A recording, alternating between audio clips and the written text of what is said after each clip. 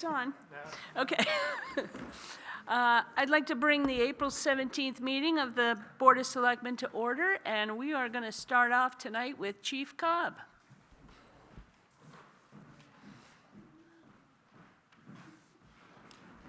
Thank you. Thanks for that picture up there, Kim.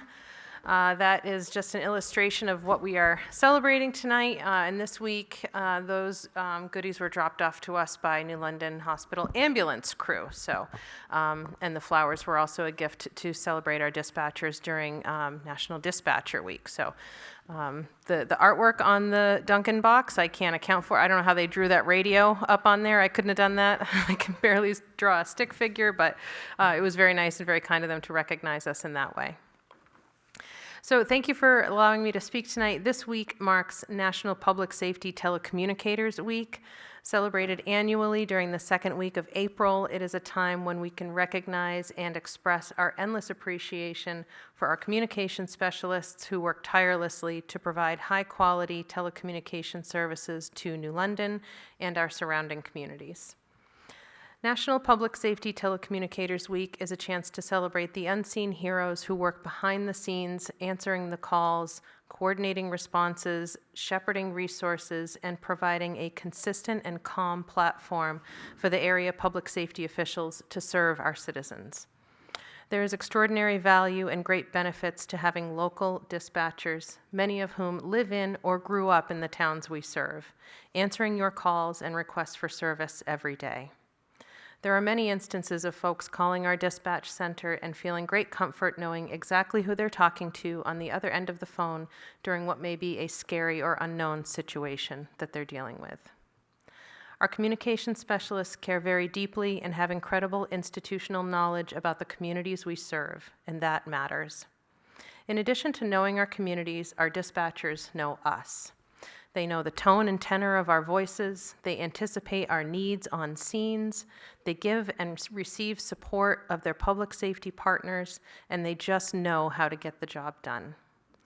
This week in particular, we recognize and tip our hats to our team of full and part-time communication specialists: Kim, Greg, Ben, Madison, Bella, Riley, BJ, Derek, and Heidi. We thank all of them for their dedication, loyalty, and skills that they bring to the chair every day.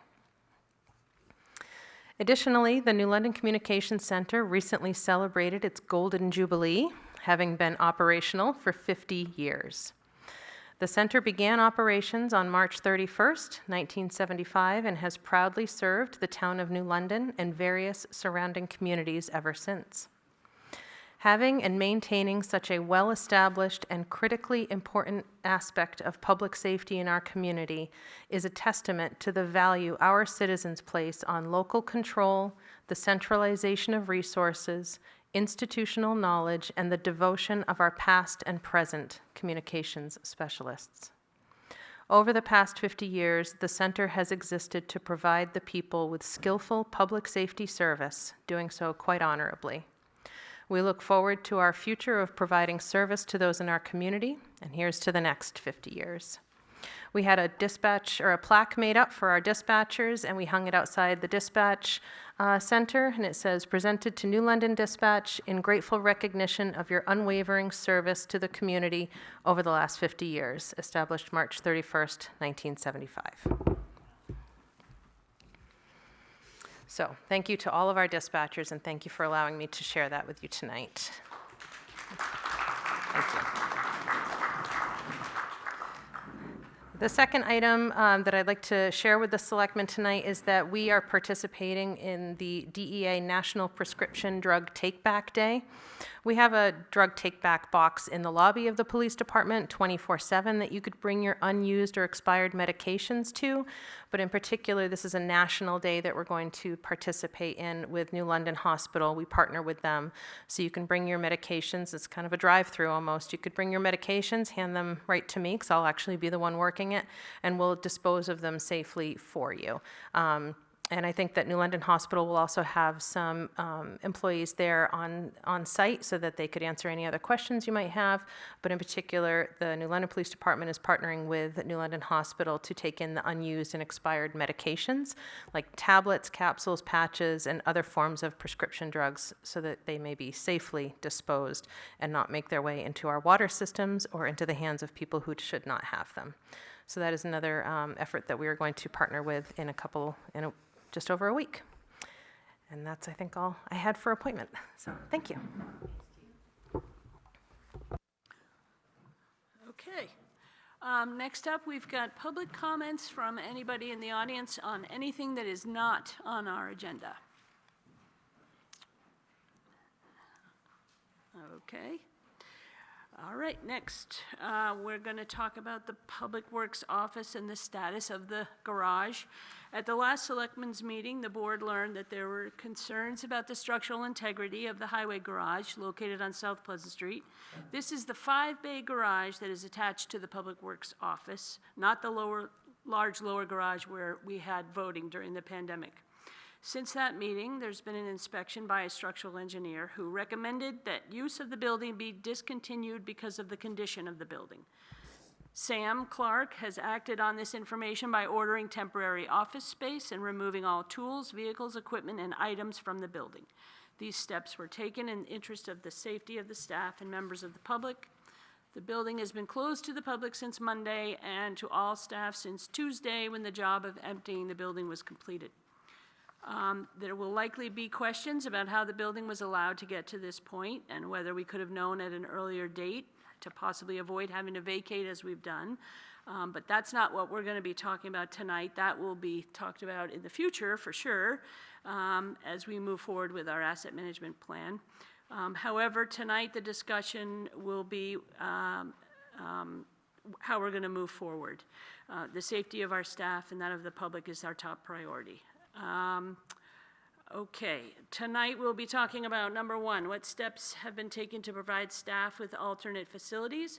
2, what will we do with the current building, renovation to cure the structural issues or demolish and build brand new? 3, how do we proceed with getting professional assistance to provide us with technical assistance? And 4, what funds will be needed for these preliminary steps? And where in the budget can we get the needed funds? There will be other issues that arise as we talk through this, but those are the ones I see right now that we should deal with. So I'm going to ask Sam to give us an update, give us the current status and your recommendations for moving forward. All right, great. So thank you. So as you said, that we had the structural engineer come in and he stated that the building should not be inhabited, and so that's what we did, was work on getting all those things taken out.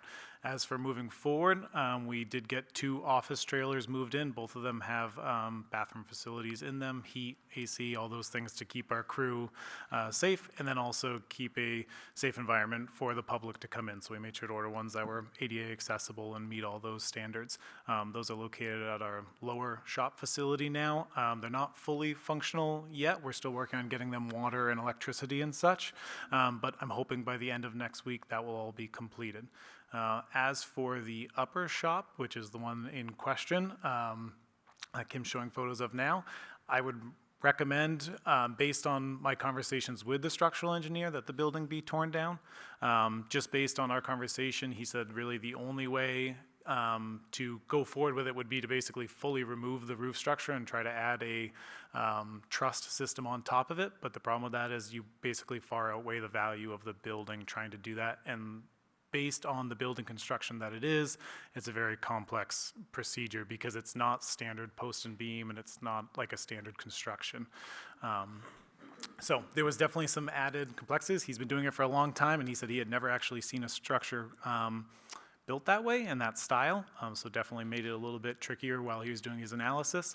We don't have the letter from him yet. That is his formal letterhead. He just kind of said that day, and plus an email that he sent to Kim and I saying, you know, he did not think it was structurally sound. There was no measure that he felt would be safe to try to temporarily brace it or anything like that to buy us more time, so to say. So that is kind of where we're at. I think with including tearing it down, you would want to remove the office portion too, based on the fact that the way the office portion was constructed, it's a 3-sided structure that attaches to the side of this building. So to remove the garage space without removing the office space would be tricky. It would probably end up being very costly because we'd have to build an exterior wall along with the electrical service comes into the garage space, and the boiler room / heat source is all located within that garage space as well. I have been working on getting pricing to do it. I think it is a job that we could do in-house, talking with my crew with a rented machine. I think if there was not any asbestos found within the structure, it would cost between $10,000 and $15,000. And I do think that's something that we have available funds within the transfer station budget to do if that's the direction you choose to take. So yeah, I think that's...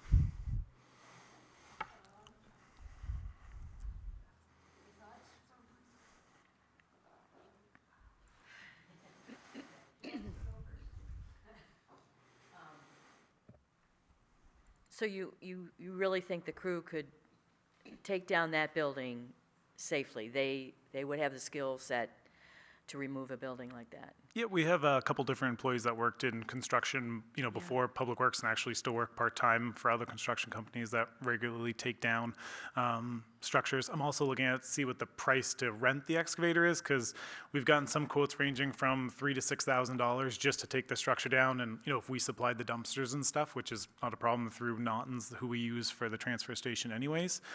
So if a rental is close to that, it may be easier just to have a company do it, so then Public Works can keep doing Public Works work, keep doing spring cleanups, getting the road swept, things like that, because that's the downside to it, is it's not really like scheduled work, so to say, and it will take us a little while, but I do think we could do it safely, yes. And Naughton would take the construction debris? Yep. After we got a asbestos inspection done to make sure that there wasn't asbestos in the building, then we have to notify DES and such. Yep, they would. And so I do have, no matter what, we'll need an asbestos abatement moving forward, which is where they'll just come and check to see if there is any, and he's coming tomorrow to take samples and then send them to the lab to make sure that there isn't asbestos, so. So Sam, once this building is removed, would you recommend putting another one right in that same location? I think that we should definitely explore options. I think from an efficiency standpoint and then from a cost standpoint, attaching it to the lower shop, if at all possible, would be the way that I would like to go, just from, the lower shop already has water, heat, and all those things. The new boilers that we installed would ideally, realistically be able to handle an addition from what they told us, because of the fact that there's redundancies within the boilers. And again, from an efficiency standpoint of our workers not having to kind of go back and forth, and from not having to own multiple pieces of expensive equipment like air compressors and tools and stuff like that. Right now we have 2 sets of a lot of things, but because of the fact that there was 2 shops built. So that would be my recommendation, if that was possible. I think Eversource and their right-of-ways adds some complexity to that, just because that lower shop is within their right-of-way.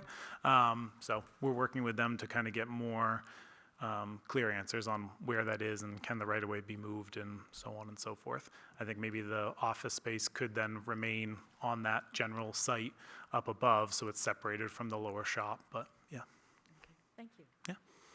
Can you, Gavin, one quick question, then can you talk a little bit about what you've done now with the storage trailer and the office trailer, what you've got set up at the moment? Yep, so on the photo that Kim has up there now, there is one office trailer. That's where the crew will kind of eat lunch, punch in the morning, do their normal things that isn't in a garage space that's dusty and full of fumes and things like that. There is a second trailer that is now on site as of this morning, and that's where Nancy will be located. The public can come do their driveway permits or e-waste and so on and so forth, or meet with me if they need to. And then the trailer that's up on the screen now to the left of the fuel site is just a 40-foot storage trailer. So it's 8 feet wide, 8.5 feet tall, and that's just where we're trying to store general hand tools, parts, and things like that. We had kind of a bay of the upper shop that was like a parts bay where we kept all of our oil filters and things like that. Most of that is now in that storage box that you see. Yeah. How much is it costing to have both these trailers? So each one of the office trailers is $995 a month, and then the storage trailer is about $180 a month. So, talking with a couple other vendors and other contractors. Did give us a little bit of a discount on everything, which we got very good pricing. We were actually lucky to even get the trailers based on some conversations I've had. So I feel very fortunate in that aspect. So. Go ahead. Sam, so you said the two primary trailers are each about $1,000 a month, is that right? Correct. And then the storage one is a couple $100? Yep, 180. Yep. In terms of what we normally were doing in the building that's been abandoned effectively, that kind of work, what was the typical work that was being done in the garage area? And can that be shifted over into the lower garage easily enough? Yeah, so the upper garage was pretty much like where we did all of our normal services. I would kind of consider that like the service base, where the lower shop was more just storage because of how it was laid out. It doesn't have like a specific workbench workshop area, where the upper shop was kind of built around that. It had like oil pumps and things like that. I wouldn't say it was easily shifted, but it is shifted to the lower shop because we don't really have another option, and we will make it work down there.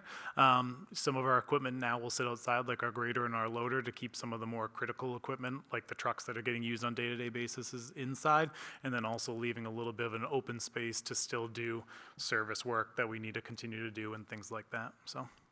Okay, and I'm sorry, what did you say we're doing about the asbestos to confirm whether or not it's there? Engineers coming out tomorrow to take samples, to send it to the lab to check to see if there is asbestos in the building. In terms of the upper garage building, what sort of things are still inside of the building that are potentially salvageable, if any?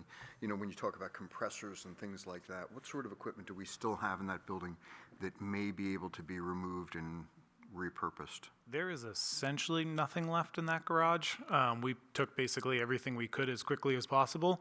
There is the air compressor that's still on site, which needed to be replaced in the next year or two anyway, so we did leave it just based on how much work it was to remove it.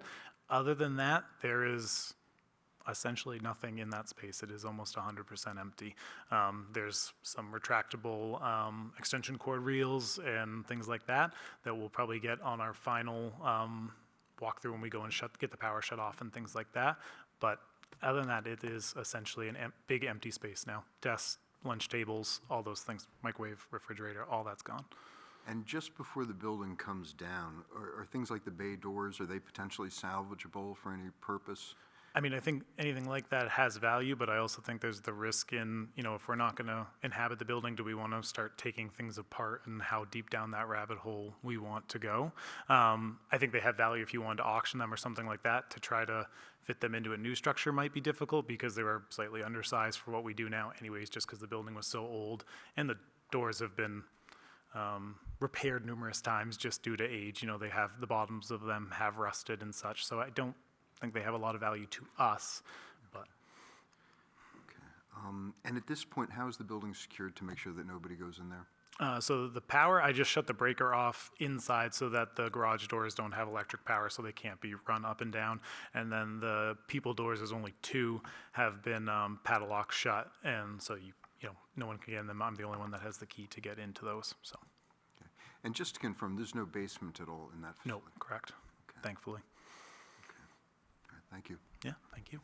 Okay. So the plan moving forward is? My recommendation, I mean, it's up to you as the selectman, but like I said, my recommendation, would be to have the structure torn down, but, Okay. yeah. Okay. What else do we need to talk about? I think that it should be done as soon as possible. I'm sorry, Sam, what did you say your estimate would, if we had an external company come in to take it down? I think it goes from, like, I think if we were gonna do it ourselves, we stay in probably the realistic $10,000 to $12,000 range. If we have a company come in, I think we're closer to 15, maybe 16,000. Prices, I'm waiting to get one or two more back, because I just kind of want to have 3 or 4 different prices on it. But like I said, I've had some from 3,000 to 4,000 up to 6,500, 7,000, so. Any guesstimate as to how long it would take you to take the building down? 2 days max, realistically. Really? It would be in a pile in one day, and then, 2 days to probably get it cleaned up, 3 days to kind of get it really cleaned up, get the slabs swept off and things like that, so it just looks good. Okay. Does anybody in the audience have any questions or statements they'd like to ask?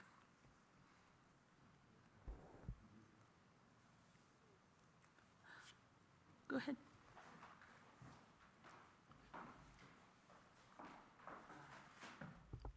Hi, Karen Epstein. And I guess what I just heard, and just for what it's worth, I'll just throw my 2 cents, just reacting, is, Sam, I think you estimated $10,000 to $12,000 for your team to take the building down. And I know, probably a preliminary number, 15,000 if you were to go to an outside service. And I'm just saying, just as a reaction, it seems to me an outside service would be the way to go. I mean, the speed, the expertise, the liability there, it would just seem like a lot for your team to have to take on at such a busy time of year. And one and done for that kind of differential, just as a reaction. I just wanted to throw my 2 cents. Thank you. I appreciate that, Karen, thanks. I think I would agree. Yeah, Like I you would just said, from a this is standpoint busy of, time yeah, of year for your crew. if Yeah. we were kind of coming into fall, maybe something like that, it'd be a little bit different, but this is probably the busiest time of year, just trying to get, spring cleanups done, bark mulch done and things, but just trying to look at it from a cost savings standpoint. I did talk with the crew and just see kind of if we thought it was something we could do, and just provide that option. But the companies that I've talked to so far too said that, since we are a town and we have a working relationship with them, they could come in as soon as tomorrow if we had a clean, bill of health as far as asbestos goes, so.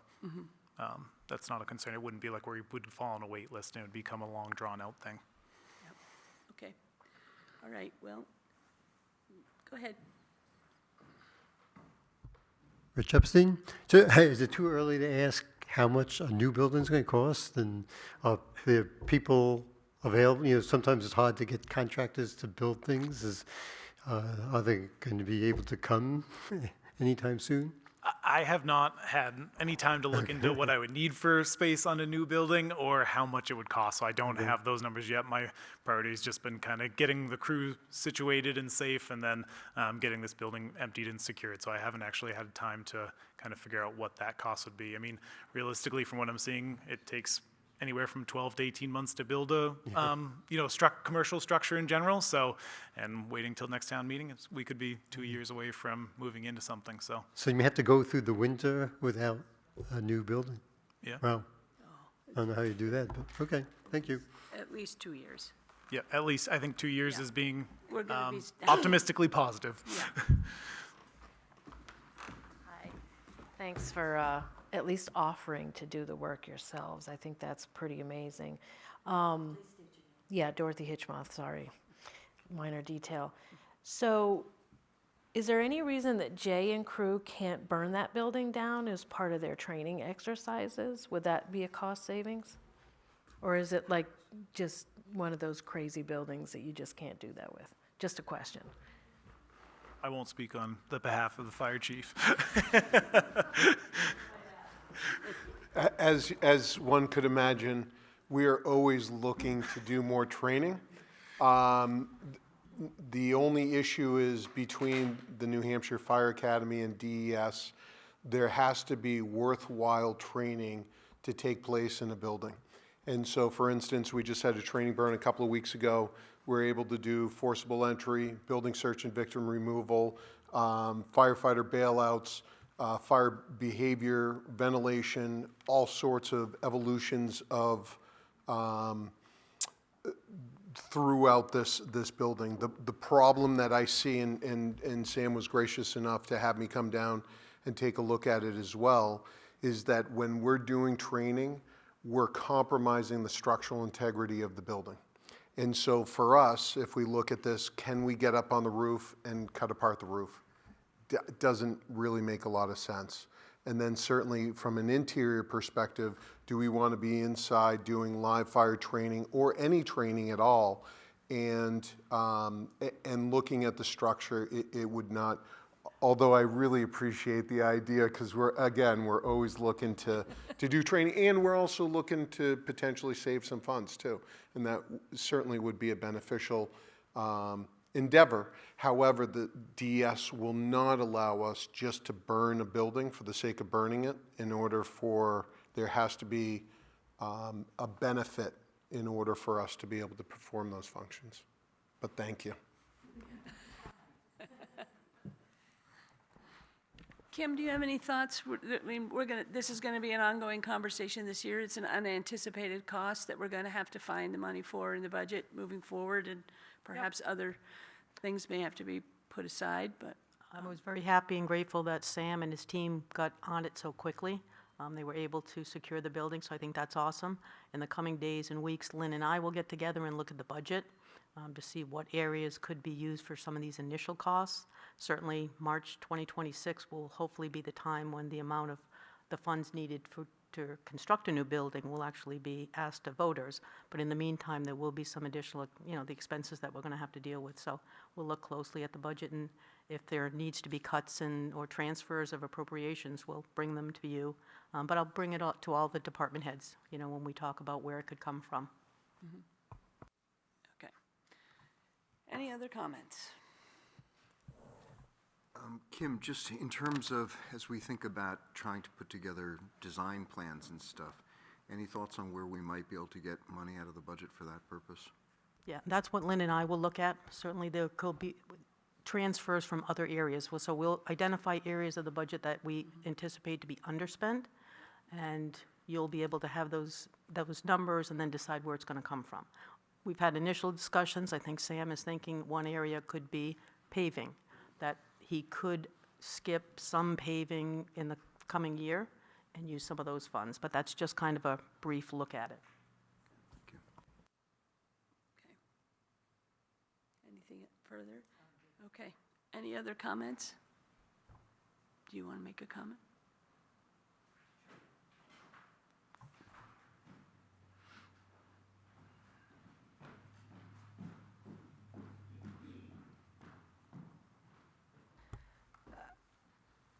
This being a rather unforeseen circumstance that the town is facing, I don't envy the selectmen having to make a decision like this and to triage your municipal resources and funding. I recognize that this could certainly have an impact on how we move forward in terms of the police station. But I want to make one thing very, very clear, that the safety of our workers and my coworkers at DPW are of the utmost importance to, I know, me, the police department, and certainly to the citizens. So I recognize that this could have an impact on that, and I trust that the selectmen will make the right decisions going forward in terms of how to triage your resources, truly. I look forward to continuing the police department conversation in some way, shape, or form, but recognizing that our DPW workers, this is mission critical for them. So I support your efforts to give them the space that they need. Thank you, Chief. Yep, this will be an ongoing conversation in the next few weeks leading up to our next meeting on May 14th, and whatever comes out of this, I wish we could do all the projects all at the same time, but whatever comes out, we have to take care of the emergencies first. And the community members that have spent so much time on the Police Facilities Advisory Committee, we really hope that they will continue, because we have momentum and we're going to get this new police station built somehow, some way. And as well as supporting the highway department and all of our employees in town. So if anybody doesn't have any other further comments, I guess we can move on to the next item, and that is the Citizens Committee. And John, I understand you'd like to make some comments? I didn't have to say it, but I was invited.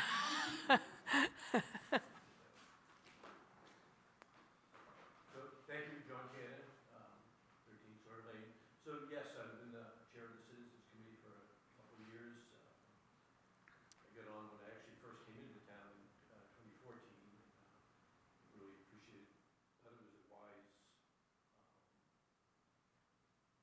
group to, we kind of defunct for a couple of years, and we started bringing it back. We took a lot of the ideas that you presented when you first got on as selectman, and we tried. We gave people homework and everything, and just nobody seemed to really want to do it. There was some brief, like any organization, there was a brief flurry of activity, and then it just kind of falls off. But, I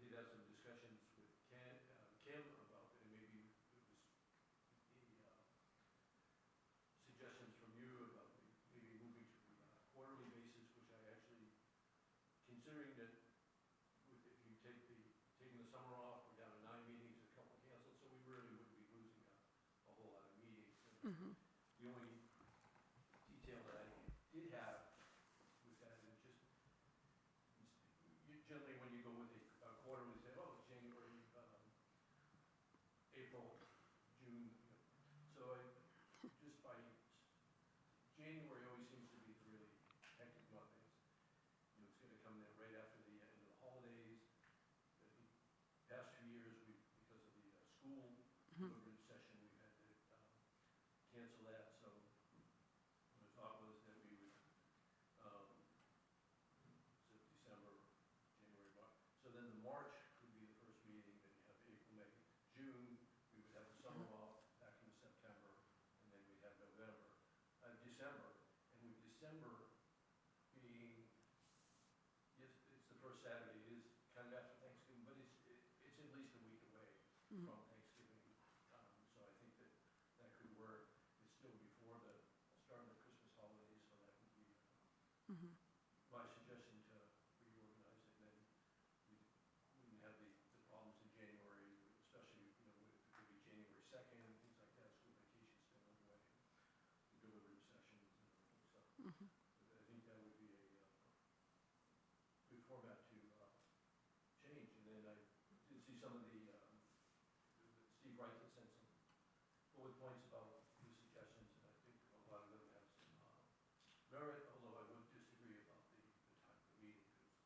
As I'm saying, that when the first meeting, 7:30 on Saturday morning, whose idea was this? This is the best idea ever. If you're there at 7:30 on a Saturday morning, you're there because you want to be, and you're out by 9, and it does prevent people from dragging the meeting on, and you still got the rest of the day.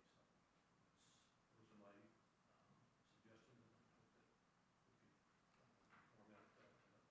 Okay. And then, I think if we were able to do that, I know that the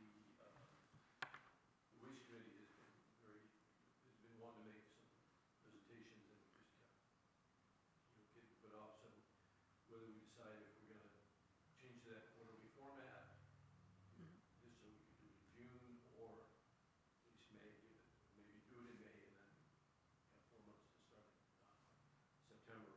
But I would like to see the waste committee get their presentation. I went to their last one. I had no idea that it actually has to be sunset. That might be the first time in any government history that anybody's volunteered to sunset themselves. But that was the first committee I ever been to, and just the amount of work that they've actually done and what they've left the town in a position to take over. So I would hope that we get a chance to give them their presentation, whether it's in May or June. So that's all I have to say. So are you suggesting the next meeting be May, and then we go to the quarterly calendar that you're, Get an extended summer vacation. May, then September? September, December, March, and then it would be April, May, and June. Then June, okay. Okay. Okay, all right. Go ahead, Maureen. The former chair, Yeah. I was going to ask her to give the input. No, I don't. I don't want to throw a wrench in the works. No, it's not. Just I don't, my name is Maureen Prohl, and as I said, I don't want to throw a wrench in the works, but I think that I have, rather than talk about format and scheduling, I want to get to the heart of the matter. What is the value of this committee to our town and to the Board of Selectmen? Because I have been on it for a number of years, and it has changed very much over those years. For the last 15 years, it's changed a lot. And I'm wondering if we shouldn't really be, instead of thinking about let's change the format, let's think about what is the value of this committee to the Board of Selectmen and to the town.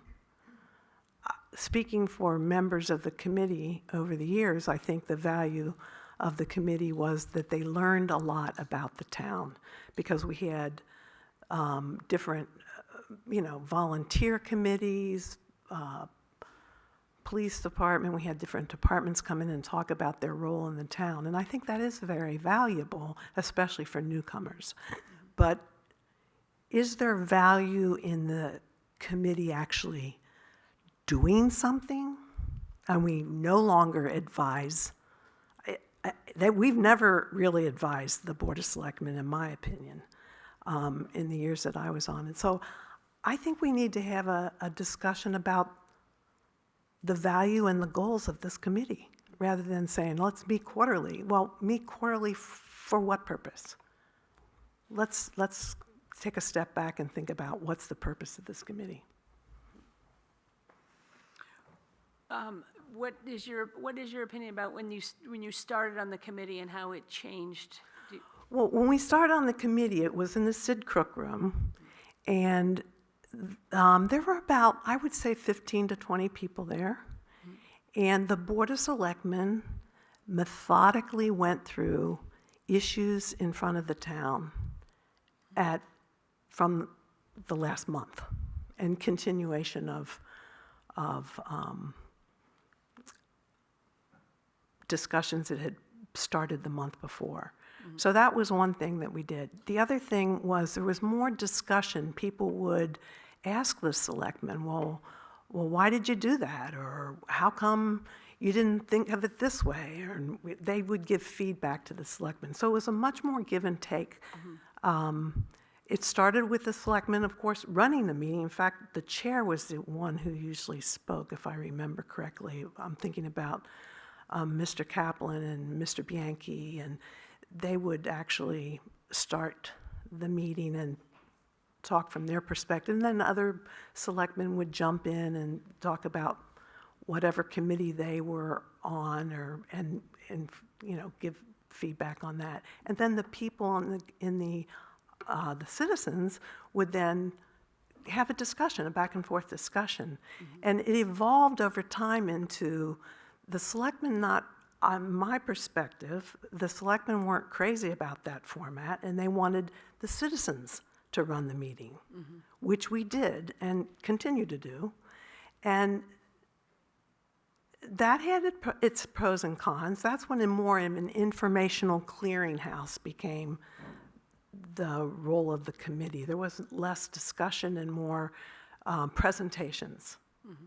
And at times, we would go back and forth in discussions, but that wasn't the predominant format.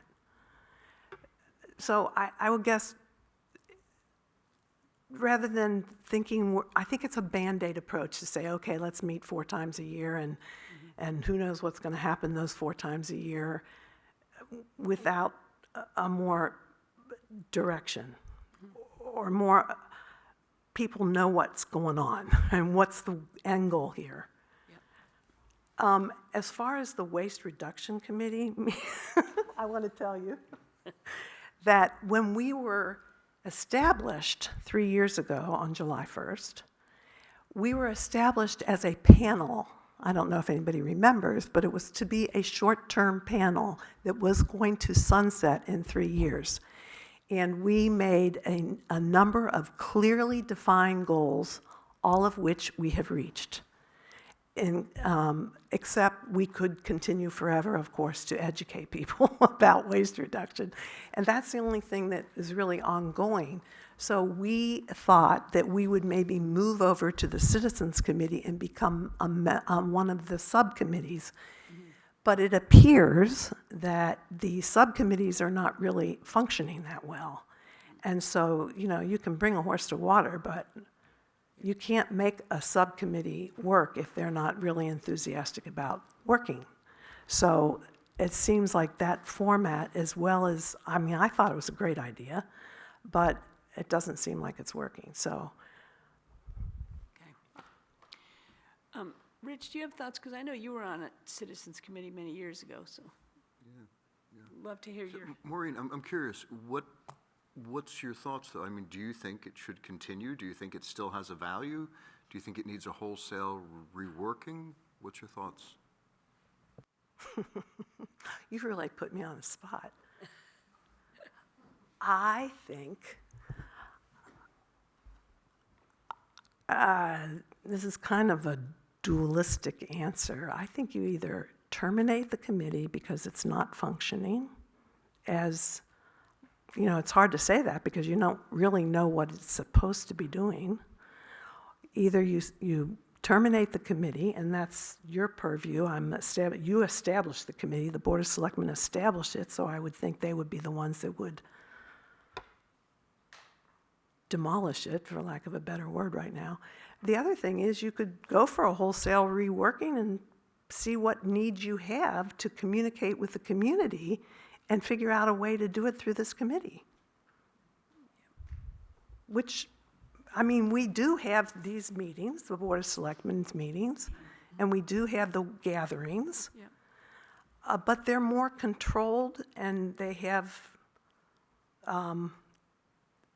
more predictable and stable subjects, right? So. Maureen, before you go, yes, thank you. I think, though, you raise an interesting point, which is that we do have these meetings every 2 weeks, and certainly folks are welcome to come here and give us their thoughts, et cetera, and to hear what's going on. There almost does seem to be a certain amount of redundancy, perhaps. You mean with the Citizens Committee? The difference is, in this type of committee, this is just my opinion, in this type of the Board of Selectmen's meeting, you have a circumscribed period of time where you can bring up any subject you want. That's kind of different from having a real back and forth discussion with a smaller group that doesn't have 5 other things on the agenda. So you can have a concentrated discussion on a topic or 2 topics rather than coming into this, which can be intimidating for a lot of people. They don't want to come in here and speak at the public area of the discussion, whatever it's called.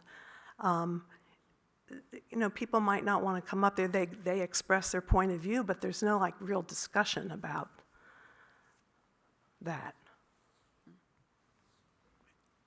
Do you see what I'm trying to convey, the difference between that meeting and a Board of Selectmen's meeting? I do. Yeah. do. Janet, do you have any comments?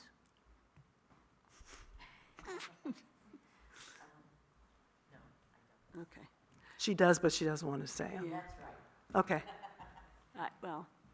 I believe it is Citizens Committee, and, but I agree with you, it needs to be revamped. It hasn't been very value add for anybody the last couple of years. I think, we're going through this transition now to a new town administrator. I would say, I hate to say, let's kick the can, because that's been a phrase we've all been using lately, but perhaps we go for a May meeting. By then, we might have an idea who our next town administrator might be, and then we can the selectmen can work with the next town administrator on either revamping it or getting rid of it.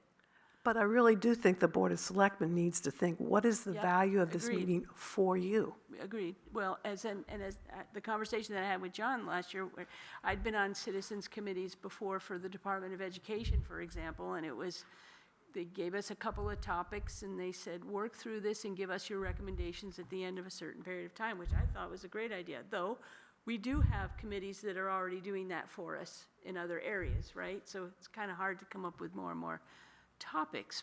Right. So, But that is more the format of an advisory committee Right. that we had talked about originally, right, and we don't have that right now. right, so, Thank you. okay. Thanks, Maureen. Maureen, last thing, I promise. I promise. But when I was on it, it was called the Citizens Advisory Committee. Yes, and I take full responsibility for removing advisory. Why'd you get rid of advisory? Because I went over my notes when I was chair. I went over my notes for, I think, 4 years, and we advised the selectmen on one topic in 4 years. And we met every month, except for the summer. We didn't advise. So I'm real stickler for words. I promise I won't. Okay, yeah. I don't disagree with anything that Maureen said, and certainly as the chair, and I'm sure the committee would welcome any input or direction from the selectmen of what you would like us to do, whether it is more that advisory role. I do think there's been great value in the occasionally going to around the departments, because the committee is changing all the time. New people come into town and people leave, so it just gives a little bit more of a familiarity, not with just the selectmen, but other, like the department heads, some of the employees, and they get a real picture of what the town has to go through. The first time I went to the Public Works meeting, I go, oh, wow. I think I'm pretty good at what, government and how towns operate in cities and everything, but wow, you just realize the scope of what they're involved with. So I think there is some value into that, and we can decide whether we want to, whether a quarterly format would be much better. Personally, I think it would be, because it just gives people a little break, and now they only have to wake up on 4 Saturdays instead of 9. So, but whatever you want to do, and if you want to, I can discuss, some other, ways to do that. And maybe that is what you suggested is the May meeting, get a handle on who the new town administrator is, and we can go from there. Okay, Thank you. thank you. Okay, the next is a request for abatement of real estate tax interest. Okay, you have a request for abatement of interest. The property owner recently moved to town, and unfortunately in January had a water break in the house, their condominium, and so they had to move out of their home. And I think due to that confusion and all of the work that entailed with getting their home back to a livable state, they forgot their tax payment, and they didn't make it. As soon as they realized that, they contacted the tax collector and made arrangements and paid it. So they are looking for you to abate the amount of $250.30 due to those extenuating circumstances. I will say that in the past, you have not granted these kinds of abatements. There's lots of good reasons that people have. Unfortunate, especially this one, is unfortunate, but in general, you have not granted those requests. Rich, do you have any questions? I guess just a little background. We just had one of these back in July, similar kind of situation where the gentleman sent a check in and it got lost in the mail or something like that, and Will went above and beyond and actually found where the check was cashed. But anyway, long story short, it's unfortunate, but it's kind of not our fault, I think, was sort of the feeling, and if we let one go through, and Will, feel free to stand up and speak to this as well. It's a tough situation. I feel terrible for these people, especially just moving new to town and having their house flood, but. Yeah, obviously, it's a terrible situation to be in, but there are very few certainties in life, but I can guarantee you that I will never stand here and tell you to abate interest under almost any circumstance that I can think of, just because it needs to be applied evenly to everybody. And once you've got one in, then that opens the floodgates to people parading through your meetings asking for abatements for all sorts of reasons. So, as badly as I feel for both of those cases you talked about, I would say not to grant the abatement. Okay. So the rationale is simply out of a concern of how do we even-handedly do this going forward? Is that the concern? Yeah. Okay, so do we have to have a motion? We have, so can I have a motion? What's the vote? To deny the request To for deny abatement? the request for the abatement. So moved. Second. All in favor? Aye. Aye, okay. All right, next is town administration report. Okay, Adam, the town planner, Vicky, the land use and assessing coordinator, and I will be working on submitting an application for the Housing Champion designation. That's a program that the legislature adopted in 2023. And if the town becomes Housing Champion designated town, we would have access to grants, potentially for our work towards getting affordable housing. Unfortunately, the legislature is a little bit short of money, so I'm not sure that it will be funded this year, but nevertheless, we'll put the application in, because who knows, there could be money someday. As you've pointed out, the interviews for town administrators coming up, so in the next couple of weeks, we may have more to report on that score.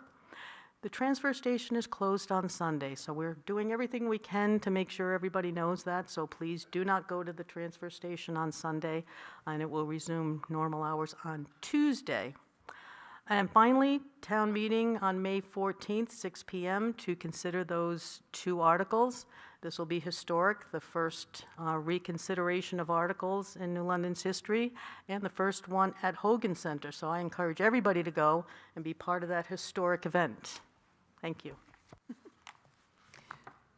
Okay, and just to reiterate, the town administrative interviews on Monday, the 21st, they will be interviewed by the Citizens Committee.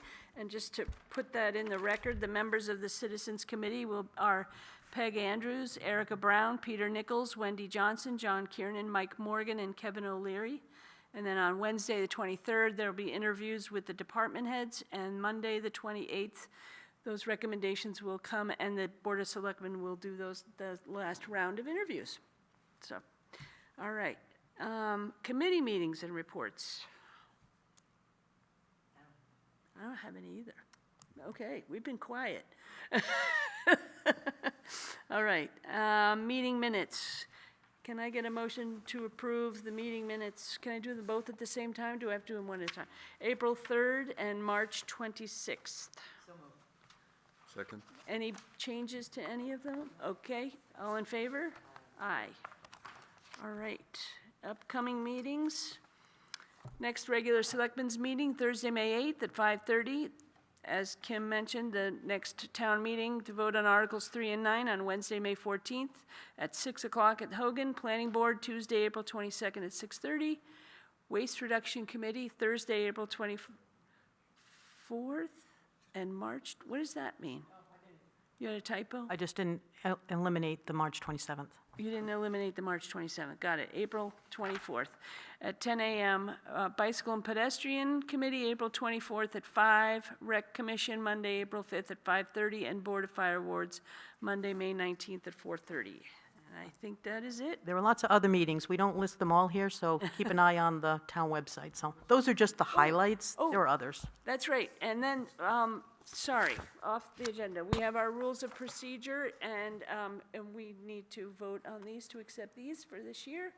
So, can I have a motion to accept our Town of New London Board of Selectmen rules of procedure? Would you mind if we table that until 2 weeks? Not at all, not at all. I'd just like to take a closer look at them, if you don't mind. I don't mind at all. Thank you. Do you have a copy of it? You can have that. Okay, that is it. We'll start signing. Thank you.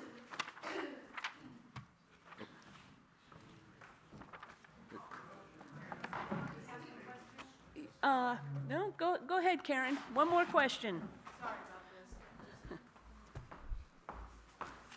Thank you very much. Sorry for the late question. I was just curious, I know the asset management report's been a work in progress. Curious where that stands, expectation for when that might be available for people to see? I know I'm talking to the right person here. Thank you, Sam. Yeah, thanks. It's still in draft stage. Adam, Kim, and I were going to sit down here in the next week and try to pencil out some things that were left on it and then meet with Frank to get it in the final stages. So I'm hoping in the next few weeks it will be completed. Yeah. And just for clarification, so the issue with the garage was found in the As a process result of this of that. report Yeah, I think, being yeah. created? Yep, Yeah. exactly. When I came on, it was known that the asset management program was getting started and they were doing the reviews and such, and that was one of the first items when I saw the draft form that we wanted to address. So, yep. Any sense of when when that would be available, whether it be in draft form or just something for people the public to have a look at, to get a sense of what may be coming down the road? I think if being available in draft form is probably a decision of the selectmen or. We won't release it until we get it into final form. Okay. And I think what Sam is saying is we should be able to sit down with Frank in the next couple of weeks. I don't know what his schedule is, but I would say in the next month or so. Hopefully before I leave, it will be in final form. I won't leave, we'll get it done. Yeah. It's a lot. It's Oh, I can it's a imagine. lot. It's And Adam and Sam have already taken, obviously, this issue with Highway Garage. Sam has looked through all of it with Adam. So it's started, but it's a huge project, and we want to make sure it's correct. Understood, it's a Yep. very huge project. and Yep. I think there's a lot of interest in it, for sure. Yep. And one last question, if that's okay, I'm going to take advantage of being up here, so thank you. And I know it's probably going to come up, and it's not necessarily my question, but I just can hear it. Do we get a second opinion on this situation with regard to the garage? Just wanted to get that out there. So, when Frank came through and did the analysis, he actually brought Teams Engineering with him. He had 2 other engineers with him. So they were the ones who initially kind of identified this as a, high risk or high concern. Then we had the fire marshal's office come in to kind of give another opinion of it to see if we thought it should be moved along even further. And then we went with a structural engineer that was separate from any of the original engineers that looked at it to kind of give a final say on it as well. So I feel like between that and then the opinion of, Matt, our facilities worker, and everything, I think we've covered our bases pretty well and gotten a pretty clear answer. They all kind of point in the same exact direction as to the concern of safety and the, building being compromised, so. And what year was that built, that So the particular part garage, of the garage? tax card says it was, they believe construction around 1920s, so. Okay, yeah. great. Thank you very much, Sam. Yeah. Thank you for your indulgence, appreciate it. Thanks, Karen.